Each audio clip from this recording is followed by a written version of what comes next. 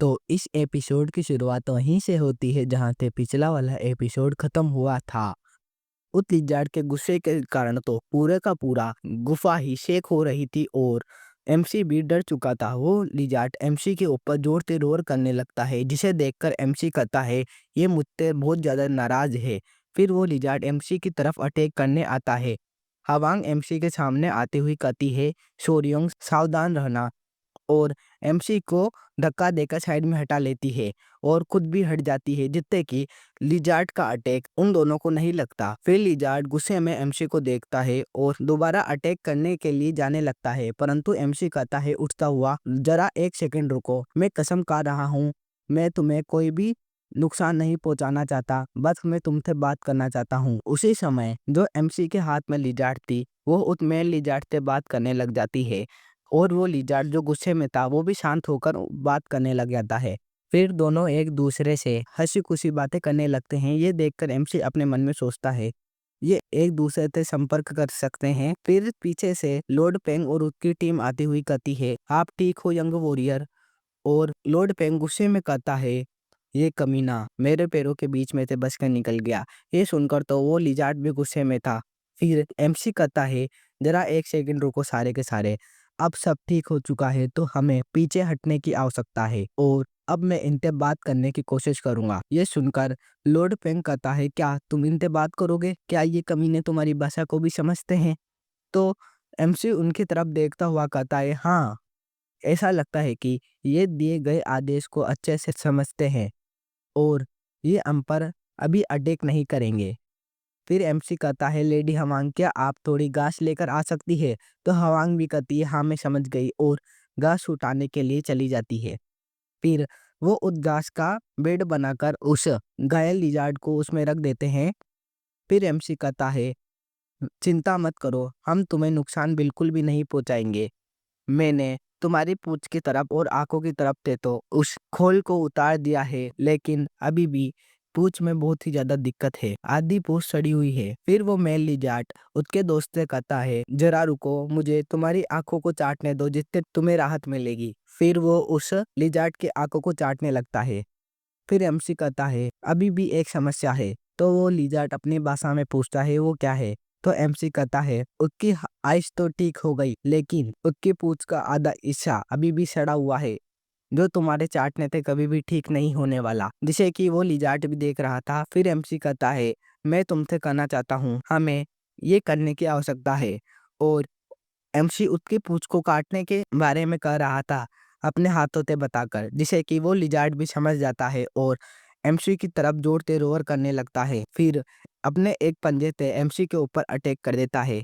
MC भी उसको देखकर डर जाता है। फिर हमारा सीन शिफ्ट होता है जहाँ पर हवांग एमसी के दवा लगा रही थी।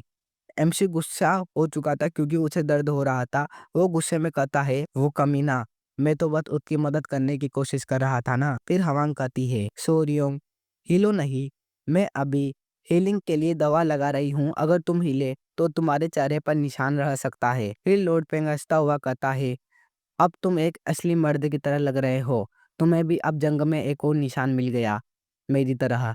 ये सुनकर हवांग लॉर्ड पेंग को एक डेथ स्टेयर देने लगती है, जिसे कि देखकर लॉर्ड पेंग भी डर चुका था। फिर एमसी अपने मन में सोचता है चलो हमारे बीच की गलतफहमियां सुलझ चुकी है और इन सेंटीपीडों ने उस समय कोई भी अटैक नहीं किया उस लिजार्ड के ऊपर जब वो मुझे मारना चाहते थे। ऐसा लगता है कि वो लिजार्ड मुझे जानते नहीं मारना चाहती थी, जब ही इन सेंटीपीड ने उन पर अटैक नहीं किया। फिर गुपे कहता है वॉरियर सोरियोंग, तो एमसी भी कहता है क्या हुआ? तो गुपे कहता है ये क्रिएचर आपसे कुछ बात करना चाहता है। तो एमसी उससे हंसता हुआ कहता है क्या तुम रेडी हो? तो वो क्रिएचर भी कहता है अपनी आवाज में हाँ हाँ।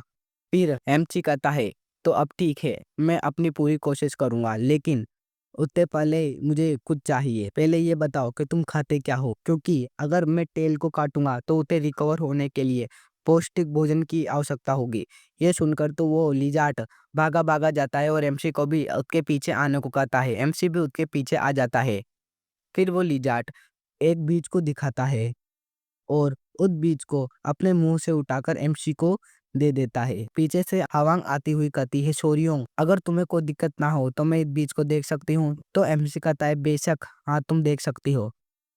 फिर हवांग उस बीच को देखने लगती है और एमसी से कहती है, ये निश्चित रूप से एक स्पिरिट हर्ब है। ये सुनकर एमसी कहता है, क्या स्पिरिट हर्ब? फिर बाद में एमसी उस बीज को हाथ में लेता है और चौंकता हुआ कहता है, क्या तुम सही कर रही हो? ये सुनकर साइड में खड़ा लॉर्ड पेंग कहता है, मैंने इसके बारे में बहुत पहले सुना था कि स्पिरिट हर्ब वहीं पर उगते हैं जहाँ पर स्पिरिचुअल बीस्ट होते हैं। फिर लेडी हवांग कहती है, तो फिर जैसे इन सेंटीपीडों को ग्रो होने के लिए स्पिरिचुअल एनर्जी की आवश्यकता पड़ती है, वैसे ही उन दोनों को भी स्पिरिचुअल एनर्जी की आवश्यकता पड़ती है जिंदा रहने के लिए। फिर एमसी कहता है, रुको एक सेकेंड, इसका मतलब वो जिस चीज को खाकर जिंदा रहते हैं उसी को ही मैंने उखाड़ दिया। ये तो बहुत बड़ी समस्या है। और एमसी उसे जल्द से जल्द जमीन में लगाने लगता है, परंतु साइड में से लॉर्ड पेंग कहता है, इसका कोई उपयोग नहीं अब, क्योंकि एक बार जब ये स्पिरिचुअल हर्ब किसी इंसान के हाथों से टच हो जाते हैं तो इन्हें दोबारा नहीं लगाया जा सकता। और ये पहले ग्रो हो सकता था पर इस समय अब ये इतने ज्यादा नहीं उगेगा।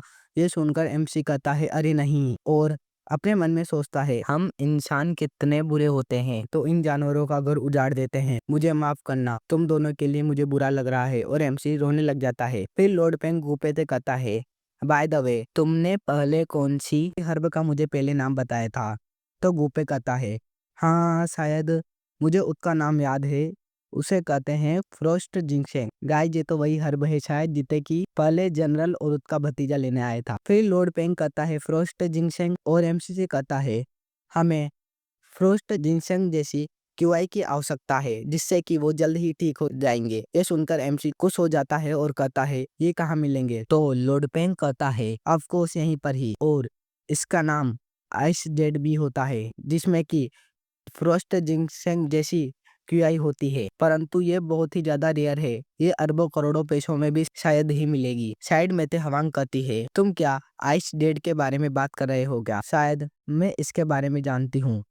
तब वो दोनों खुश होते हुए कहते हैं, तुम बताओ उसके बारे में। फिर लॉर्ड पेंग भी कहता है, हाँ हाँ कोई अच्छी खबर ही होगी। एमसी तो हवांग के पास जाता हुआ कहता है, जल्दी बताओ। तो हवांग कहती है, मैं इसे कैसे बताऊं, ये कुछ अन्य खरपतवार है। ये चीज हवांग बड़े खतरनाक अंदाज में कह रही थी और वो कुछ भी हो सकते हैं। ये सुनकर लॉर्ड पेंग कहता है, खरपतवार? और एमसी ये सुनकर तो चौंक ही जाता है। फिर हवांग अपना मुंह बंद कर लेती है और एमसी कहता है, क्या एक इतनी रेयर हर्ब बस एक खरपतवार है?